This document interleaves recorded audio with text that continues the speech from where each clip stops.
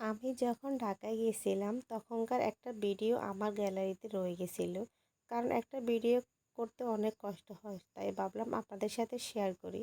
তো আসসালামু আলাইকুম, সবাই কেমন আছেন? আশা করি ভালো। তো ওই দিন রান্না করছি আমি পেঁয়াজ পাতা দিয়ে মাছ আর এমনকি পাতাকপি রান্না করছি। তবে আসলেও বেশ মজার হয়েছে। তো খাওয়া দাওয়া শেষ করে সন্ধ্যার দিকে আমরা কামরাঙ্গীরচর খাল পাড়ে ঘুরতে গেলাম। তো আপনাদের ভাইয়া বলতেছে চলো ঘুরে আসি, কারণ আমার মনটা খুবই খারাপ ছিল। তো আপনাদের ভাইয়া বলছে আর আমি রেডি হয়ে আমরা ঘুরতে চলে গেলাম। দেখি ঘুরতে গেলে হয়তো মনটা একটু ভালো লাগবে। তো এই যে কামরাঙ্গীরচর এত সুন্দর একটা জায়গা ঘোরার মতো, এবং কি বাচ্চাদের নিয়ে ঘুরতে গেলে বেশ ভালো লাগে। বাচ্চারা অনেক খুশি আর খোলামেলা একটা পরিবেশ। এখানে ছোট বড় সবার বিনোদনের একটা ব্যবস্থা আছে। আর এখানে শুক্রবারও মেলা বসে। আর শুক্রবারে মেলা বসলে ওইখানে আপনার কম দামের মধ্যে ভালো ভালো জিনিস পাওয়া যায়। আর আমি ঢাকায় গেছিলাম নভেম্বর মাসে, আর ফেব্রুয়ারি মাস পর্যন্ত ছিলাম। ফেব্রুয়ারি মাসে আমি চলে আসছি তখন আসলে। তো আমি ঢাকায় যতদিন ছিলাম মোটামুটি এখানে আমি প্রায় ঘুরতে আসতাম। তো আপনারা যারা কামরাঙ্গীরচরের আশেপাশে থাকেন আপনারা চাইলে এখানে ঘুরতে আসতে পারেন, ঘুরলে বেশ ভালোই লাগবে। এখানে সব কিছুর ব্যবস্থা আছে আর বাচ্চারাও অনেক খুশি হয়। আমার অনেক ইচ্ছা ছিল চরকিতে ওঠার, তো আমি চরকিতে উঠছি।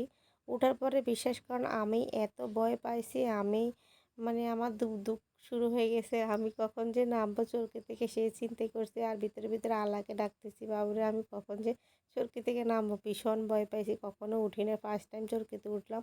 তারপরে এই যে পাঁপড় নিতেছে আপনাদের ভাইয়ের 4-5 প্যাকেট পাঁপড় নিতেছে, এবং কি শুটকি সামাইতে পাঁপড় ভাজা অনেক পছন্দ করেছে খিচুড়ির সাথে। তো এগুলো নেওয়ার পরে আপনাদের ভাইয়া আমার জন্য এই যে বটের হালিম অর্ডার করছিল। আর ঝাল ঝাল বটের হালিম তো আমার বেশ ভালো লাগে।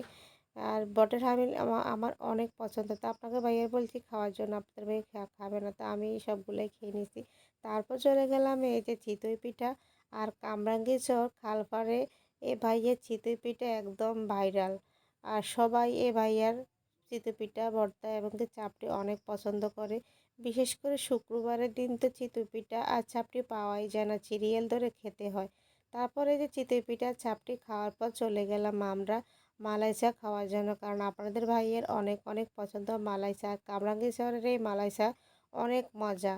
তারপরে এই যে মালাই চার দোকানে এসে আমরা একটা মালাই চা অর্ডার করে দিলাম, আর ভাইয়া মালাই চা বানাইতেছে এবং কি একটা বন রেডি করতেছে আমাদের জন্য।